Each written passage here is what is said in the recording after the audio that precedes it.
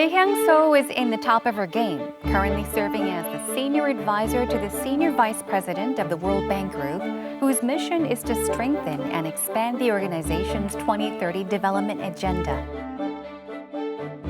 After joining the World Bank in 1992, her charismatic leadership style and attention to detail has earned her recognition within this highly selective institution.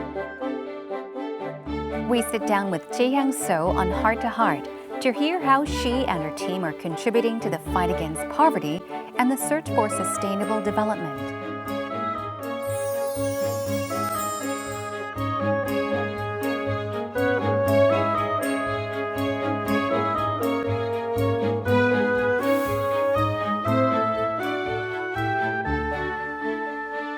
Today's guest on Heart to Heart is raising Korea's status in the international community. Joining us is Jaehyang So, Miss Jaehyang So of the World Bank. Thank you so much for joining us today. Thank you for having me. Would you like to say hello to our viewers that are watching right now? Great. Hi, my name is Jae So of the World Bank Group. I've been watching Arirang's Heart to Heart for over 10 years, so I'm thrilled to be on the show today. Once again, welcome to the show, and thank you so much for agreeing to come on the show. I'm excited as well. From 2014 until recently, you served as the director of the World Bank's Concessional Finance and Global Partnership Division, and that made you the highest ranking Korean national nominated as a director-level official. So how do you feel about this? Any reflections? Well, yes, I have a few reflections, yeah. First, when nominated as a member of the senior management, I realized that it was less about my own career and more about what can I contribute to the leadership and the direction of the institution. So I really realized that. The second thing is that I think being nominated as a Korean person to that level was as much a recognition of our country as it is for me, that in an international organization, it also reflected the role of the Korean government. The Korean government, which is represented by the Ministry of Strategy and Finance on the World Bank's Board of Directors, really takes great care to ensure that Korean nationals have successful careers in international organizations, and there have been really a great support to me. And finally, I think the best thing is that I'm not the only Korean at this level. So we've had a second director who's Korean, Chu Hung-sik, who used to be the chief investment officer of the Korean Investment Corporation. Oh, I see. And you're currently working in a different division, so could you tell us about the work that you're involved in right now? Yes, I work for the senior vice president in charge of the 2030 agenda. The 2030 agenda is commonly referred to for the UN's Sustainable Development Goals. These are 17 interrelated goals that almost every country in the world has signed up to. The World Bank has a special role in these 2030 goals. We are particularly supporting two of the goals, which are commonly referred to as the World Bank's twin goals. Our twin goals are to eliminate absolute poverty in the world and to reduce inequality. Now, the World Bank seems a bit different from your typical, which is a typical bank in the finance sector. So could you tell us about the World Bank in detail? Yeah, so that's actually a question that comes out quite often. We're very different from a commercial bank because we are actually not lending in the commercial sense. The World Bank was established in 1945 as a cooperative of countries. So these are countries that share funding, of course. Some countries lend, some countries borrow. But more importantly, these countries share knowledge. So in the World Bank, when we evaluate projects, we're not evaluating for repayment or financial only. What we're really looking for is an economic return and a lasting contribution. I see. So what's brought you to Korea this time around? I'm in Korea to participate in Korea's Green Innovation Days, which is a knowledge partnership between the World Bank Group and Korea. Korea has been one of the poorest countries in the world. When I left Korea in 1970, it was clearly one of the poorest countries in the world. But in a very short period of time, it is now one of the top 10 global economies. This is an amazing story that not many countries can learn. So the World Bank Group has brought people from all over the world, government officials from over 25 countries, and World Bank staff to learn about Korea's innovations in the field of urban development, transportation, energy, water, and environmental development. I see. Wow. And you've been with the World Bank for 27 years, I believe, since you joined the organization in 1992. What is the most memorable project you've worked on so far? And I'd also like to ask you why and how it moved you. I think I've been really lucky. Almost every project has been memorable. But let me just tell you about a few of them. Okay. The first project I worked on when I joined the World Bank Group was a project on Korea. Oh. So I worked on a project where the World Bank Group helped Seoul, Busan, and Gwangju to establish financially sustainable sewerage projects. So until 1992, it was not a financially sustainable operation. The other reason that that particular project was memorable was that that was the final project loan that Korea took from the World Bank. Oh, is that right? So since then, Korea has become a donor to the World Bank. So it was very memorable from that point of view. The second memorable project was a project that I did for the city of Antalya in Turkey. Antalya is Turkey's fastest growing city. And the mayor of Antalya really wanted to make sure that his citizens prospered, and he wanted to develop it as a tourism place. But they did not have very good environmental, water, and sewerage services. So he said, I don't care whether it's a public corporation or private corporation, but we really need to bring in solid management. So he asked the World Bank Group to help him to develop a public-private partnership to improve the water supply and sewerage services. And I remember thinking that really most of the day what I would do is just from 7 a.m. to 10 p.m. at night, look at legal contracts to make sure that I was advising the government. But one night I was going home and it suddenly occurred to me that if I didn't do this project, it would have a devastating impact on the entire city and that people would not have livelihoods. So it was a way that I just recognized that the work that I do could have an impact, positive or negative, in a country. I want to just tell you about one more project, which was a project that I did for Pakistan. And in this project, we were trying to help the Pakistan utility develop a municipal solid waste management system. Solid waste management is a very serious issue for most cities, for both health and hygiene, but also for urban development. Korea has the world's largest publicly operated solid waste management system. So it is actually a world leader. So I went with a team of Korean specialists to Pakistan on a business trip. And the Korean specialists were from the Ministry of Environment, from Sunjin Engineering, and Sudokgon Landfill Corporation.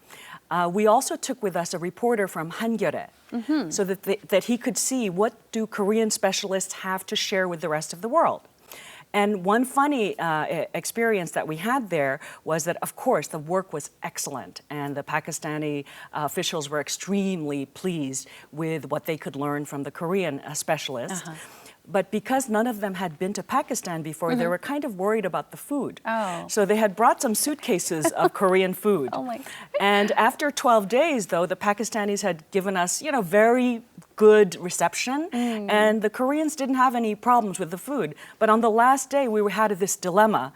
A suitcase filled with, uneaten Korean food. So we just sat in the room and tried to eat as much of the gatnip and the rice and everything as possible. But, that project is memorable because it really shows the detailed and in-depth personal knowledge that Koreans have to share with the rest of the world. I see. One of the questions that I get very often when I go to a developing country is, first they would ask, what is the World Bank's advice in our country?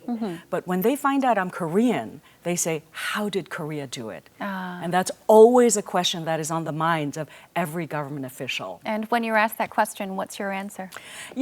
I left Korea when I was very young. So I had to learn about Korea's development almost as an outsider. And so I started to slowly learn about Korea's development. And I think it's a remarkable story of determination and systematic implementation. Now, you've talked about traveling a lot, for business purposes. I heard that you spend roughly 100 days a year, that's 3 months a year abroad for work purposes. So you're either living in a certain country or traveling to all these different parts of the world. So what do you find most difficult about living abroad or traveling to different parts of the world? After 27 years of this, actually longer than 27 years, I find that travel to be kind of a way of life. But I think, traveling is a great way to actually always keep interested and engaged. You learn a lot about what goes on in the world, but physically it is kind of tough. Right. Jet lag is a big issue. Oh, how do you deal with jet lag? I just suffer through it. Oh. So I'm in Korea just for 1 week this week, and I've been getting up every day at 2 a.m. Oh my goodness. Yeah, it never seems to change. I mean, luckily, fortunately, I don't really suffer from jet lag. I sleep through the flights usually, whether it's a 10-hour flight or a 5-hour flight. And I'm usually okay, but I've seen people having difficulty because of jet lag. Wow, you're so lucky. I am lucky. I know I'm lucky. Have you personally ever experienced dangerous or life-threatening incidents while you were overseas traveling or on business trips? Yeah, it's kind of funny that we work in a bank, but the kind of work we do puts us in some very remote places. So I joined the World Bank in 1992 when the former Soviet Union opened up. And the economy there was pretty bad. So when we traveled, we had to be very careful with all sorts of food and hygiene. So in some of the countries that we went to in the early 90s, we actually had to wait to buy imported water. Oh. Otherwise, we couldn't brush our teeth. So that's one kind of danger. So the World Bank has a very specialized health room, which can detect diseases from all parts of the world to make sure that the staff are properly protected. Oh, wow. So even the tap water wasn't safe? Oh, no, definitely not. You could actually put the tap water up and you could see all sorts of particles in it. Oh. So we had to brush our teeth with bottled water. Another kind of danger that we have is actually physical danger. In many of these countries that are very poor and remote, and increasingly now a lot of fragile and violent and conflict-prone countries, there is much risk to foreigners. So as a foreigner, you could suffer from kidnapping or other types of this type of danger. Oh, wow. Scary even just to imagine how those things could happen. Now let's talk a bit about more about your personal life. Well, we have been talking about you traveling to different parts of the world. So I'm curious, how many countries have you lived in so far? Yeah, I think it's probably easier to say of the countries that I've lived or visited, where haven't I worked or visited? New Zealand. So that's one country I'm kind of saving until I retire. New Zealand? And I really want to just go there just to, experience how beautiful that country is. I've been to so many countries in the World Bank Group because our expertise is needed. Very often, my manager would say, I'd like you to go to this country and do, X, Y, Z. And I would just, would have the meeting, and then I'd come back to the office and I have to open up a map. Where is this country? So that's actually happened on more than one occasion. Oh, wow. That's amazing. To share the business feasibility of the Korea Green Growth Trust Fund and Korea's experiences in developing eco-friendly infrastructure, the World Bank has been hosting the Korea Green Innovation Days every year since 2014. This year, 26 government and public institutions from 26 countries, including Colombia and Pakistan, along with the World Bank, came to Korea to hold its most significant event yet. We're going to go a little bit into the future. Until today, you've seen what Korea has achieved so far on green growth, and it's a tremendous achievement. But time doesn't stand still, and we have a looming future ahead of us. 2030 is an important date for the entire world. The UN Sustainable Development Goals are targeted towards 2030, and it is a framework that almost every country in the world has signed up to. And we know that in your countries, you're also monitoring progress against the Sustainable Development Goals, but it is a difficult challenge. Now, I heard that your father worked for the UNDP. I mean, you had to move a lot because of the nature of his job. So I'm also curious about your childhood experiences. How have your childhood experiences of living abroad influenced you or affected you professionally? Well, I feel very privileged to have had this kind of a childhood where I could learn so much. The first posting that my father had in UNDP was Saudi Arabia. So in 1970, my dad took his 4 children. My youngest brother was not even 1 year old, and moved to Riyadh, Saudi Arabia. And so we all had to go to a foreign language school because we weren't going to be able to go to an Arabic language school. And I remember that my parents told us, there will be children from all over the world at this international school. And you may be the only Korean child they've ever met. So remember when you interact with them that you will forever give them the impression of what Koreans are like. So in a way, by traveling so much, my Korean identity grew even stronger because I always identified as a Korean, and I always kind of wondered or worried that if I didn't do something well, then I may not reflect well on our country. Oh, wow, that's so much pressure for a little girl.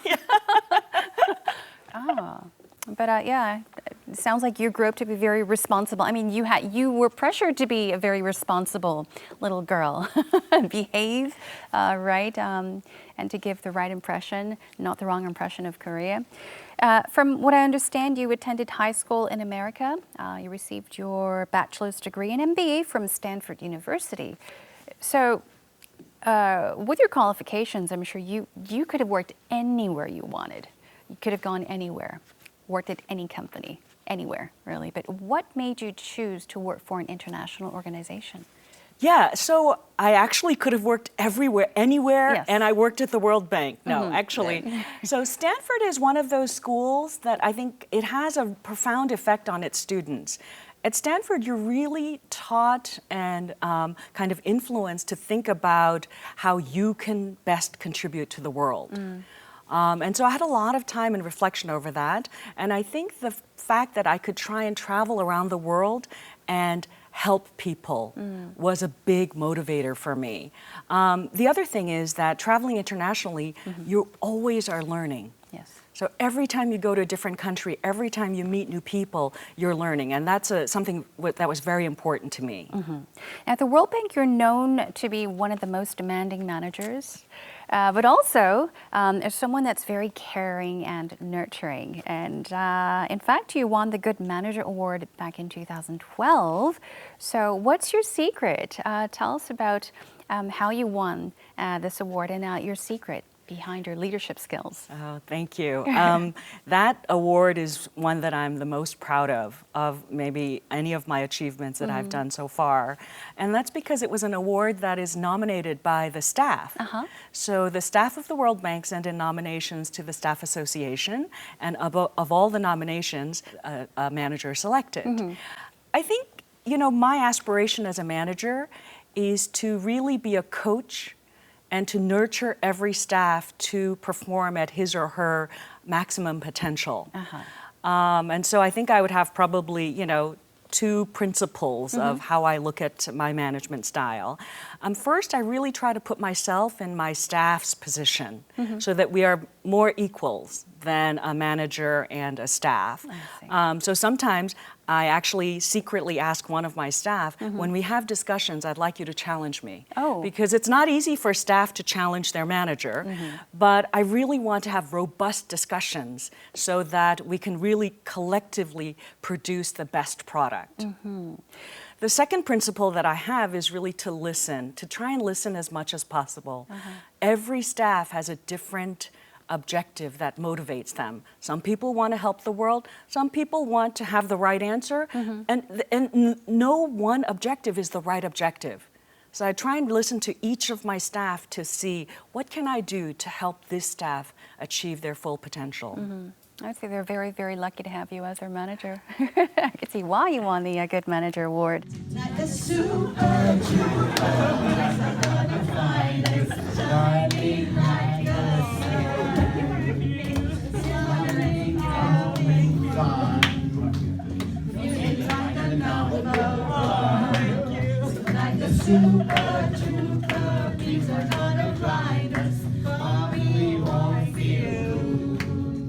In 2014, you climbed up to the highest position as a Korean woman at the World Bank. And I was wondering if you had any difficulties in managing your team as a female. This issue about gender and the way that women are looked at in the workforce, it's a very interesting issue for us. The World Bank studies this intellectually. So the World Bank's World Development Report, which is our premier flagship report on key development issues, really changed the way that we looked at gender. So previously, the work was how many women are benefiting from this project or this program. But that World Development Report flipped the entire framework and said if 50% of the beneficiaries are not women, if 50% do not have leadership, then that project is operating suboptimally. So that was a very radical way to approach this issue about gender. So in the World Bank, we're really quite sensitized to this issue of gender and women in leadership. And it turns out that I was actually the first woman that managed the water and sanitation program in the history of the program. And so my staff welcomed it. So rather than kind of challenging me and saying, as a woman manager, can you do it? A lot of the staff came up to me and said, yes, you're the first woman. Isn't this great? So it was a kind of a mutual, kind of a nurturing atmosphere. And roughly 42% of senior managers are women at the World Bank. Is that true? Yes, actually last week our CEO just announced that it's 48%. 48%. But the World Bank has made a commitment to try and reach 50%. And so we're really working hard at that goal. I mean, is there a reason why this ratio is so high? I think we want to make sure that women have the right opportunities to shine. So we look at this at every stage of a woman's career. So at recruitment, we want to make sure that as many women who apply are getting a fair chance and a fair review. I see. So what we do is in the career management within the World Bank, there's an internal application system. So if you want to be a manager, you have to apply. So we want to make sure that shortlists for those positions always contain women as candidates. And then at senior management, our senior leadership has made a commitment of 50% women. So this gender is a very important issue. And I'd like to ask if you have any advice for the many young people that hope to work at an international organization. Well, I think it's a fantastic career, so I really highly encourage that. I think one of the things that I'd like to really tell young people is don't give up on that dream. Since my father worked at the UNDP, I've always wanted to have an international career. But when I graduated from school, the World Bank was really only recruiting PhD economists. And I didn't have a PhD, and so I really thought then that my dream was gone. And I started to work at a management consulting company, a private company. But in 1992, the former Soviet Union opened up, and all of a sudden the World Bank needed to recruit a lot of MBAs. Oh, I see. So there was an opportunity. So my advice to young people is don't give up on your dream and continue to do what really is your passion. Now, you have left your former division, but now you've taken up new tasks. I'm sure that you are very determined to do extremely well. Could you tell us about your future goals? My future goals. Yes. I think when I worked at the World Bank, because we had to cover the entire world, I actually concentrated in former Soviet Union, in the Middle East, in Africa, and so on. I actually didn't do that much work in Asia. Yeah, And really? yet Asia has been one of the regions that has consistently developed and has an amazing growth story. I'd like to learn more about Asia and help to really bring that experience into the global development knowledge. And lastly, before we say goodbye, is there a message you would like to deliver to any of our viewers that are watching right now? What has happened in Korea has been just an amazing story, and I think there's a lot that we can share. Thank you so much. You know, we had this talk, and I have to say that I was very touched and inspired by the fact that you work to your best ability and you enjoy every moment of it, every moment, every second of the process. And I want to thank you once again for joining us despite your very busy schedule. Thank you so much. Thank you so much. It's been really great to be here. 감사합니다. 감사합니다.